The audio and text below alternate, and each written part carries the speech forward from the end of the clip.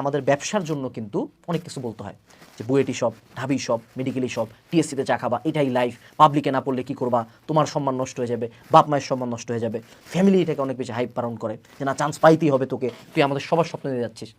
But যদি আমরা পাবলিকের সিটের কথা চিন্তা করি, সব ইউনিট মিলায়, সব পাবলিক মিলায় ম্যাক্স 30,000 সিট আছে, ম্যাক্স, অর্থাৎ 30,000 স্টুডেন্ট পাবলিকে পড়বে। কিন্তু এইচএসসি পরীক্ষার্থী কত ছিল? 10 লাখ, 7-8 লাখ তো মিনিমাম হয় প্রতি বছর। তাহলে 1 লাখও তো পাবলিকে পড়তেছে না। তাহলে এই বাকি স্টুডেন্টগুলা এগুলা কি মানে মরে যায় সবাই? এরা কি ভাসে আসছে? এরা কি দেশ থেকে পালায় যায়? না এরা সবাই মানে ডিপ্রেসড হয়ে লাইফ থেকে ওই দিন থেকেই পড়াশোনা ছেড়ে দেয়? এরকম কিচ্ছু হয় না। এই 30,000 স্টুডেন্ট লাইফে একটা ভালো পর্যায়ে যায়, ভার্সিটি থেকেও অনেকে নাই হয়ে যায়, কিছু করতে পারে না। বাট এই 30,000 স্টুডেন্ট একটা স্টেপে ওঠে। অর্থাৎ ধরো এটা যদি একটা সিঁড়ির মতো হয়, ও জাস্ট এইখান থেকে প্রথম স্টেপে আসছে। লাইফে এরপরে চাকরি আছে, বিয়া আছে, বাচ্চা আছে, সফলতা আছে, কত কিছু। তো ও জাস্ট প্রথম স্টেপটা মিস করছে, দ্যাট ডাজেন্ট মিন ও পরের স্টেপে উঠতে পারবে না। মাথাটাকে শান্ত করার একটা ভালো উপায় হলো ওয়ার্স্ট কেস সিনারিও চিন্তা করা। ধরে নাও আজকে তোমার কোথাও চান্স হলো না, হোয়াট উইল হ্যাপেন? সর্বোচ্চ 1 মাস দুনিয়া লাফাবে, দুনিয়া খোটা মারবে। 1 মাস পরে ট্রাস্ট মি তোমার কিচ্ছু মনে হবে না, ইভেন তোমার ফ্যামিলিও কেয়ার করবে না, তোমার আশপাশের মানুষও কেয়ার করবে না। এবং আমরা ভার্সিটি থেকে বের হওয়ার পরে, আমি তো বুয়েট থেকে বাংলাদেশের 1 নম্বর ভার্সিটি থেকে বের হয়েছি, বুয়েট মেডিকেল ঢাবি সব 15টা ভার্সিটিতে চান্স পাইছি। হ্যাঁ, আমাকে যদি তুমি জিজ্ঞেস করো যে বুয়েট কি আমার পুরো লাইফই চেঞ্জ করে দিছে, এটা বুয়েট না, ঢাবিও না, ডিএমসি না, প্রত্যেকটা ভার্সিটির গ্র্যাজুয়েট স্টুডেন্টকে জিজ্ঞেস করবা ভাই আপনি যে ভার্সিটিতে পড়ছেন আপনার কি পুরো লাইফ চেঞ্জ হয়ে গেল, আপনি কি বিশাল বড় কিছু অ্যাচিভ করছেন? উত্তর হবে না। আমরা ব্যবসার জন্য যতই হাইপ করি, আমরা ভার্সিটিতে পুরারা যত হাইপ করি, একটা পর্যায়ে যখন আমরা গ্র্যাজুয়েট করে ফেলি, আমরা যখন রিয়েল লাইফে জব সেক্টরে, টাকা কামানোর সেক্টরে, দায়িত্ব নেওয়ার সেক্টরে ঢুকি, তখন বুঝি এর কিচ্ছু ছিল না।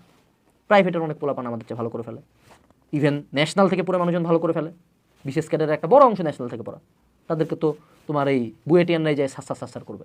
বড় বড় বিজনেসম্যান যারা অনেকে আছে ভার্সিটির পড়াশোনাই করে নাই, এদেরকে তো এই ভালো ভালো পাবলিকের গ্র্যাজুয়েটরাই যায় মনে করো স্যার বলতে বলতে ফেনা তুলে ফেলবে। তো লাইফ আসলে অন্যরকম। লাইফ কখনো পাবলিকের জন্য থামে থাকে না, লাইফ কখনো অ্যাডমিশনের জন্য থামে থাকে না। এটাকে জাস্ট আমরা হাইপ দেখাই, হাইপ করতে করতে মনে হয় যে ওরে আল্লাহ আমি যে চান্স পাই না, মনে হয় রাস্তায় নামলে মানুষজন আমাকে থু দিবে। এরকম কিচ্ছু না। মেজরিটি অফ দ্য পিপল যারা একটু ব্রেন রাখে, they don't care about it.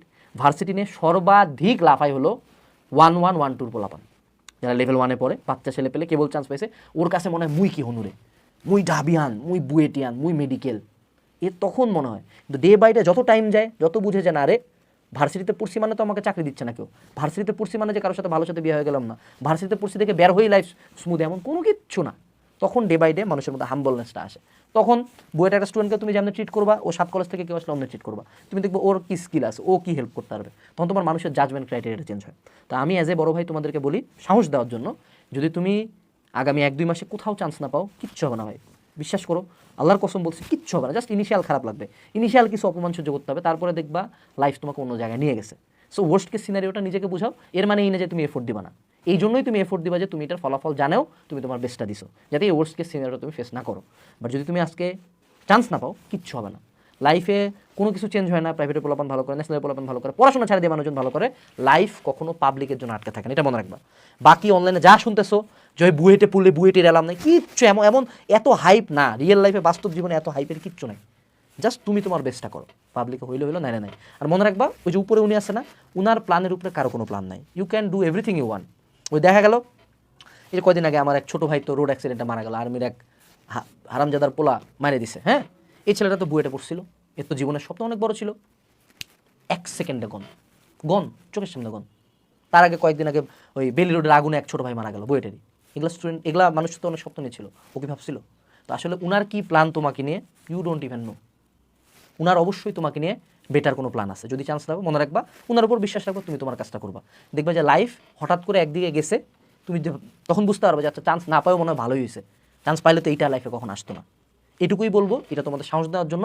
Worst case সিনারিওটা চিন্তা করবা, যখন খুব প্যানিক লাগে, বুঝছো, কোনো ঘটনা নেই, ধরো যে তুমি না কোনো একটা কাজ করতে খুব প্যানিক পাচ্ছ, যে আমি একটা জায়গায় যাইতে প্যানিক করতেছি, তুমি চিন্তা করো ওই জায়গায় গেলে সবচেয়ে খারাপ কী হতে পারে, সবচেয়ে খারাপ যেটা হতে পারে, এটা কি তোমার লাইফে ইফেক্ট ফেলবে? উত্তর হলো না, তাহলে আগাও। That's it. টেনশন কমানোর জন্য এই ভিডিওটা ছিল। যত বয়স যাবে তত আমার কথাগুলো বুঝতে পারবা যে রিয়েল লাইফ আর এই যে অনলাইনের হাইপ, দুইটার মধ্যে আসমান জমির তফাৎ আছে।